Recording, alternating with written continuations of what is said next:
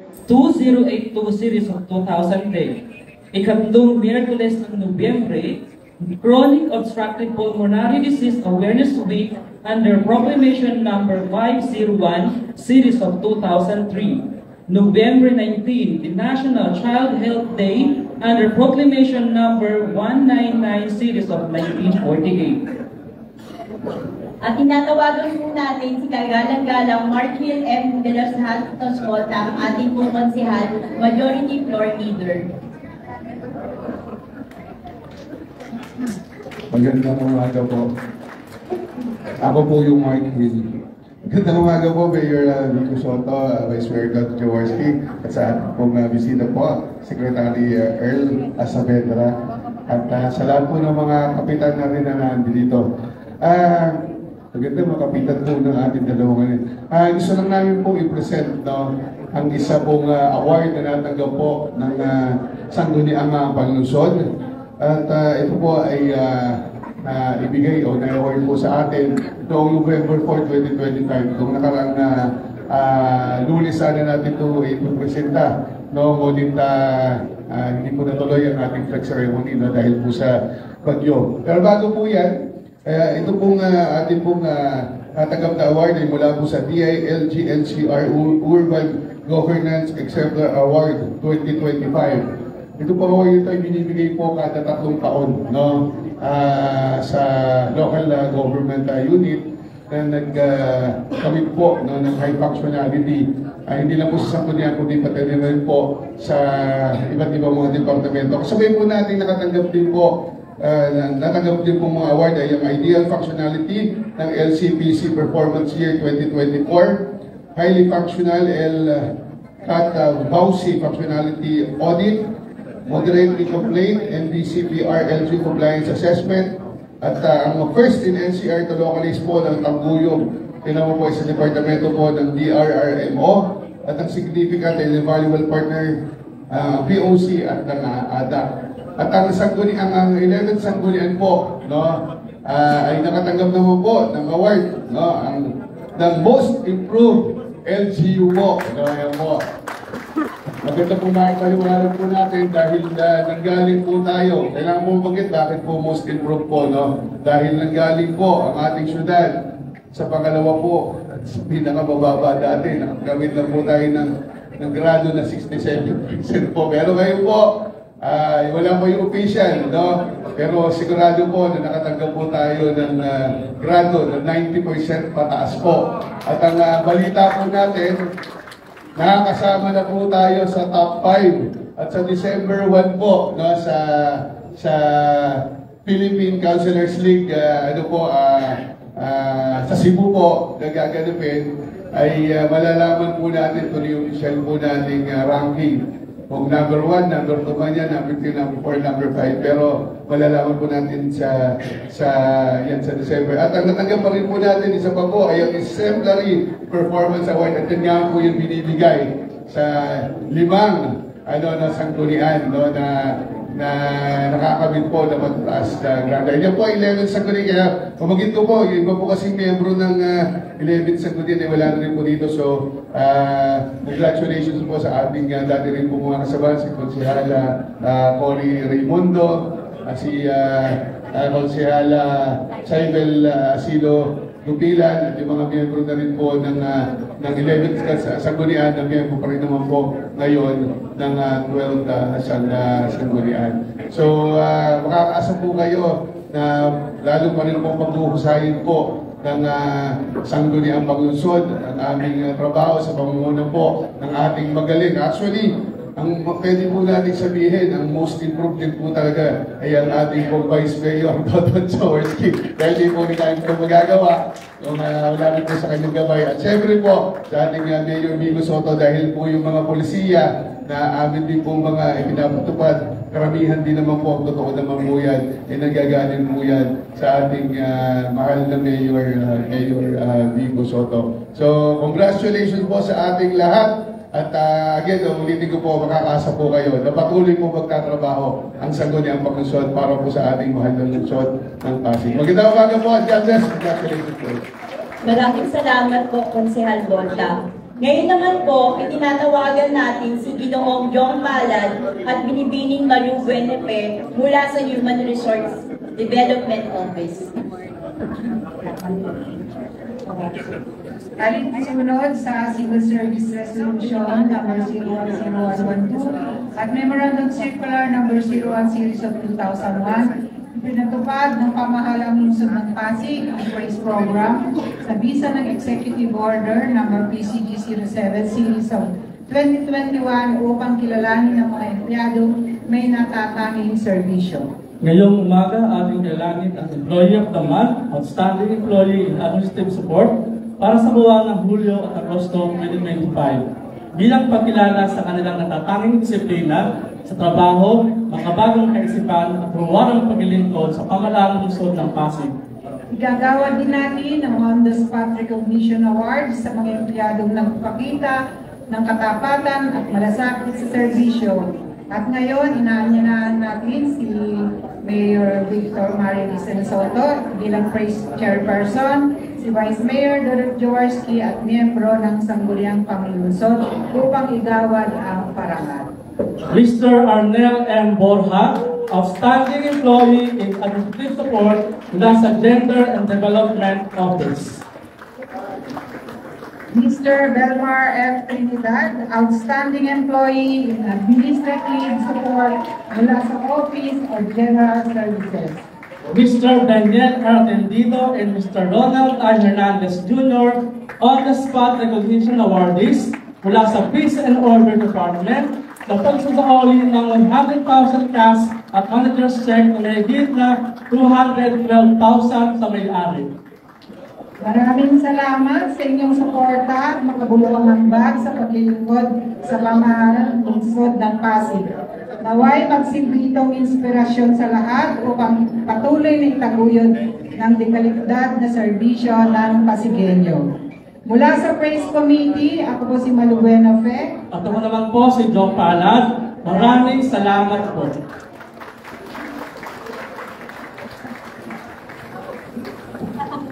Ulit ako nakita. Ako sinulit ko sa nanay, hindi mo na ako pinalaman. Mga ginang at ginoo, mga kagalang-galang na panauhin, isang karangalan na maipakilala sa inyo ang isang iginagalang na lingkod bayan na ang pamumuno ay nagpapatibay sa laban ng ating bansa, laban sa pag-abuso sa droga, sa pamamagitan ng mga patakarang batay sa ebidensya, pagtutulungan ng iba't ibang ahensya at mga programang nakasentro sa komunidad. Ang mga panauhin ng isang Career Executive Officer 1 na kasalukuyang nagsisilbing Executive Director 5 at kalihim ng Dangerous Drugs Board. Siya ang namamahala sa pambansaang mga estratehiya sa pagpipil, paggamot, rehabilitation at reintegration na tinitiyak na ang mga pamamaraan ay komprehensibo, makatao, nakaayon sa pinakamahusay na pandaigdig practice. Samahan ninyo akong tanggapin at pugayan si Undersecretary L. Saavedra, Dangerous Drugs Board.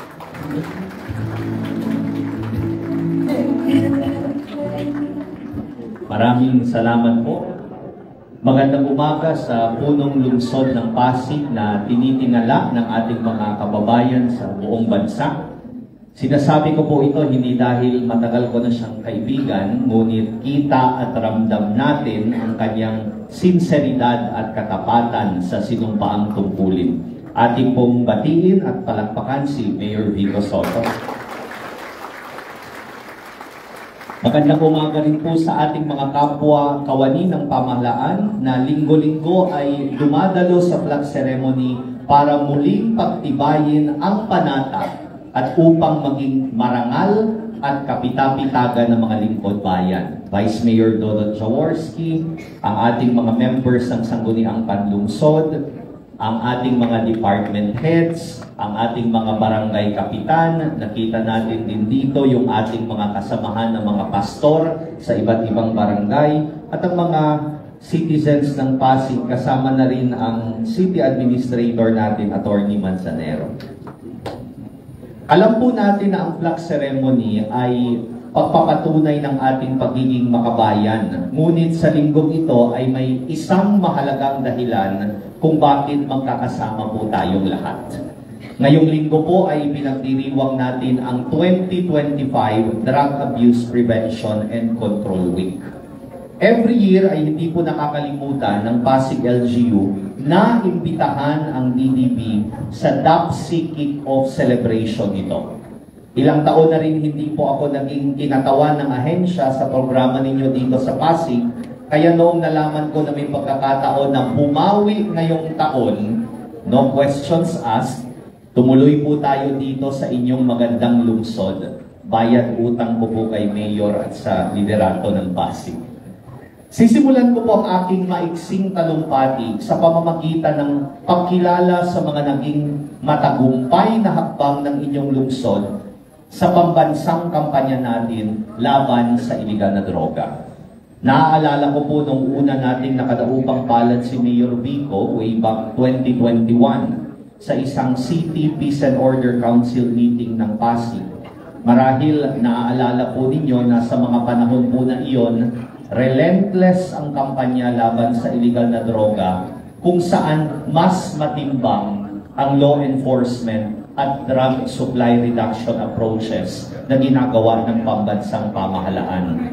Iyon ang direksyon ng kampanya noon, kaya naging masyadong kontrobersyal at kritikal ang iba't ibang sektor ng lipunan. Sa aming pag-uusap, doon ko po unang na-appreciate ang perspektibo at ang pananaw ng inyong punong lungsod noong sinabi po niya na ang programa upang sugpuin ang iligal na droga sa Pasig City ay balanse at komprehensibo. Ipinaliwanag mismo ni Mayor Vico na there is no one best way to implement an effective anti-drug campaign.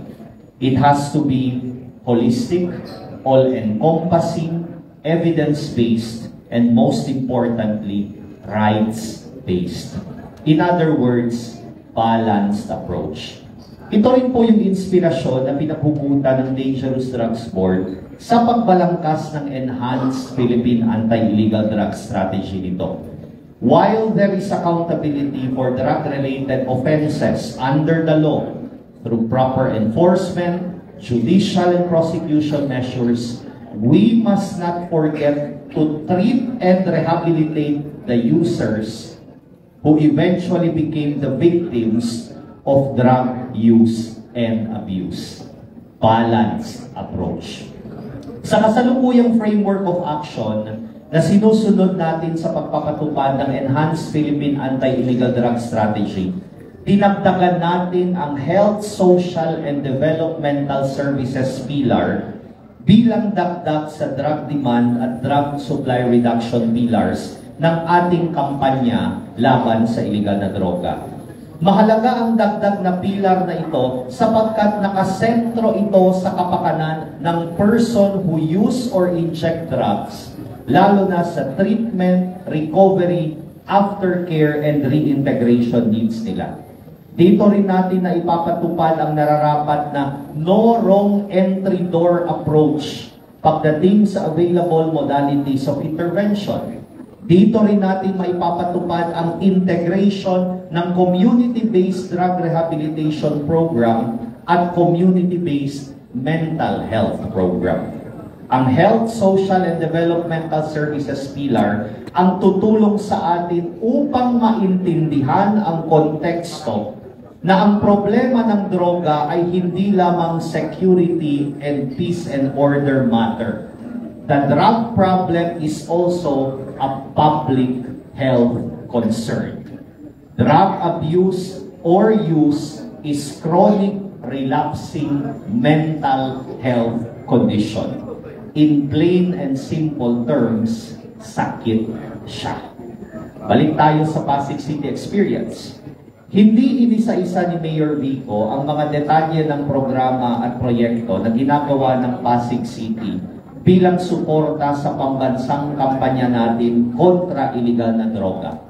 Bagkus, binigyan niya po tayo ng pagkakataon na makita mismo, maging bahagi mismo, mag-walk through mismo ma-appreciate mismo ang mga inisyatibang ito tulad ng KKDK, tulad ng Gabay, tulad ng Ginhawa, tulad ng Community-Based Drug Rehab, among others, sa pamamagitan ng frontline services ng PICADAW.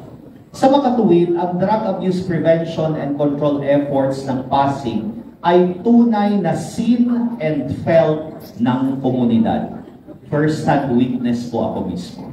Ito pong ehemplo ng mabuting pamamahala na ating nakita, pati na rin ang sustainability aspect ng mga local na programa at proyekto ng kampanya laban sa iligal na droga ang naging inspirasyon ng DDB upang suportahan ang pamahalaang lungsod ng Pasig sa pamamagitan ng infrastructure support worth 5 million pesos, purposely para ipatayo ang community-based drug rehabilitation facility ng inyong LGU.